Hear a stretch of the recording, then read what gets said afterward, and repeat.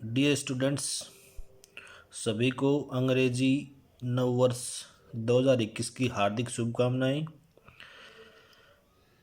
ये नया साल आपके जीवन में खुशियां लेके आए, ऐसी अपनी आशा है। इसी आशा को क्रमबद्ध में आज हम अपना फिजिकल केमिस्ट्री की एक नई यूनिट, जो वास्तव में यूनिट नंबर 2 है, गैसेस स्टेट, गैसीय अवस्था, वो शुरू करने जा रहे हैं। देखो, गैसेस स्टेट में सबसे पहला टॉपिक है काइनेटिक थ्योरी ऑफ गैसेस, मतलब गैसों का अणुगति सिद्धांत, जो आपने 12th क्लास में या 11th क्लास में फिजिक्स में पढ़ा होगा, उसको आज अपन केमिस्ट्री में पढ़ रहे हैं। देखो, गैसों की प्रकृति को समझने के लिए हमें उस अणुगति सिद्धांत के कुछ अभिग्रहित हैं। मैंने यहाँ मुख्य मुख्य अभिग्रहित को शामिल किया है।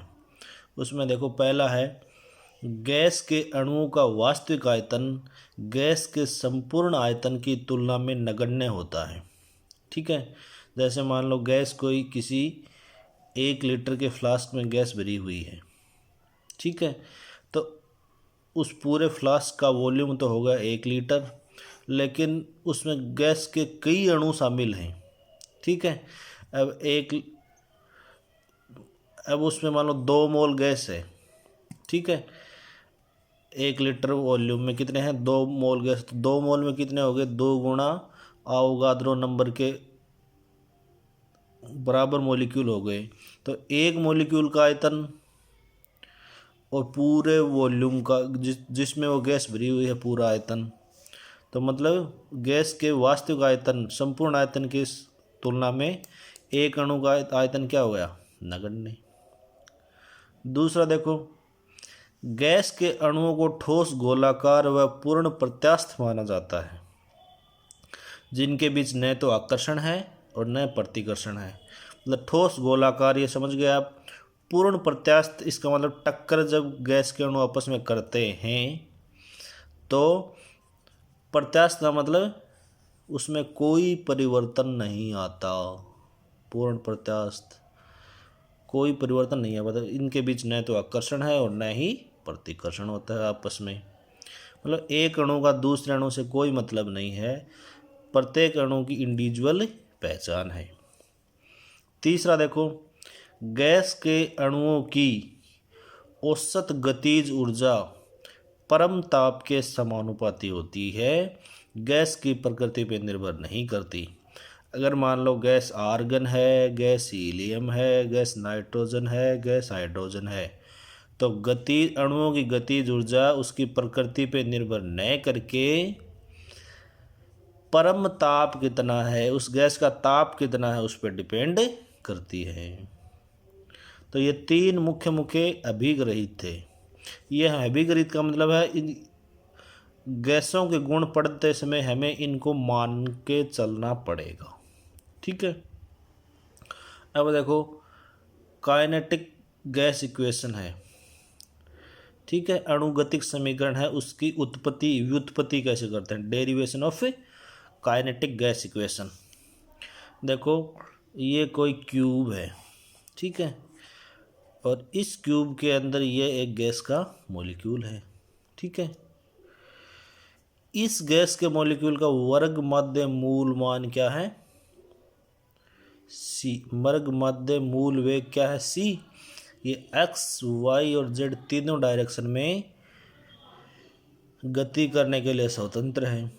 ये इसका n फ्लक है, ये m है। ठीक है, और इस घन की लंबाई क्या है? एक भुजा की लंबाई क्या है? l centimetre. ठीक है, तो गैस के अणुओं का वर्ग मध्य मूल वेग c क्या होगा? इस दिशा में, इस दिशा में, इस दिशा में, तीनों दिशाओं में वेग का जोड़, तो c स्क्वायर बराबर होगा x square plus Y square plus Z square. X Y Z क्या है? वेग के 3 घटक। ये x एक्सिस में, x डायरेक्शन में, ये y डायरेक्शन में, ये z डायरेक्शन में, मतलब 3 डायमेंशनल।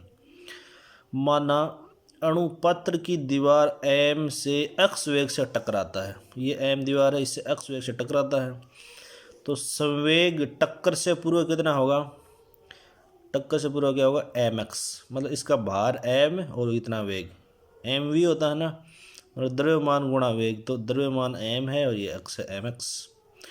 टक्कर पूर्णतः प्रत्यास्थ है, अतः टक्कर के बाद संवेग क्या होगा? यहाँ से ठीक उल्टा आएगा, तो वेग की दिशा चेंज हो गई, गति की दिशा उल्टी हो गई, तो माइनस mx। तो संवेग में कुल परिवर्तन क्या होगा? mx माइनस mx, मतलब 2mx हो गया। 1 सेकंड में टक्करों की संख्या, 1 सेकंड में देखो ये लंबाई l है, तो x वेग इसका है, तो कितनी होगी? प्रति सेकंड टक्करों की संख्या हो गई x/l, मतलब वेग बटे दूरी, इसमें x, और प्रति सेकंड संवेग में परिवर्तन कितना हो गया? टक्करों की संख्या को टोटल संवेग से मल्टीप्लाई कर दो, 2mx गुणा xl बराबर 2mx² l। अब इसी प्रकार जो संवेग का परिवर्तन x दिशा में हो रहा था वो y और z दिशा में भी होगा, तो इसी प्रकार संवेग परिवर्तन y तथा z घटकों के लिए भी होगा। तो कुल संवेग परिवर्तन प्रति सेकंड कितना हो गया? 2mx² l, 2my² l plus 2mz² l। 2m/l को कॉमन ले लिया तो x y z²। अब देखो x² plus y² plus z² किसके इक्वल है? c² के, तो ये होगा 2m/l c²। n अणुओं के लिए, ये था एक अणु के लिए, n अणु के लिए 2mn/l c², n से मल्टीप्लाई कर दिया। तो संवेग में परिवर्तन की दर आरोपित बल के बराबर होती है। आरोपित बल बराबर संवेग में परिवर्तन क्या हो गया? 2mn c²/l। ये क्या हो गया? आरोपित बल। अब दाब बराबर बल बटे क्षेत्रफल, ऐसा होता है क्या? दाब बराबर बल बटे क्षेत्रफल, दाब P, बल क्या हो गया? 2mn c²/l, और क्षेत्रफल, घन का क्षेत्रफल होता है 6 इंटू भुजा स्क्वायर, तो 6 तो हो गया ये, और एक भुजा की लंबाई है l, तो l²। अब P बराबर 2mn c², l 6l³। अब 2 और ये 3 कट गए, P बराबर mn c² बट्टे 3, और l3 मतलब भुजा का क्यूब क्या होता है? आयतन, लंबाई गुणा चौड़ाई गुणा ऊंचाई, तो ये होगा आयतन। इस v को इधर ले गए, PV बराबर 1/3 mn c²। ठीक है, ये क्या है? अणुगति समीकरण, गैसों का अणुगति समीकरण। PV बराबर इस m और n को टोटल अणु भार लिख सकते हैं, इसका m कुल भार 1/3 mc²। ठीक है, इस v को इधर ले आओ, m के नीचे d, m/v होता है द्रव्यमान बटा आयतन होता है घनत्व, तो P बराबर 1/3 dc²। ये क्या है? 1/3 dc², ये क्या हो गया? अणुगति समीकरण का दूसरा रूप हो गया। मैन अपने को सुनने में आता है PV बराबर 1/3 mn c²।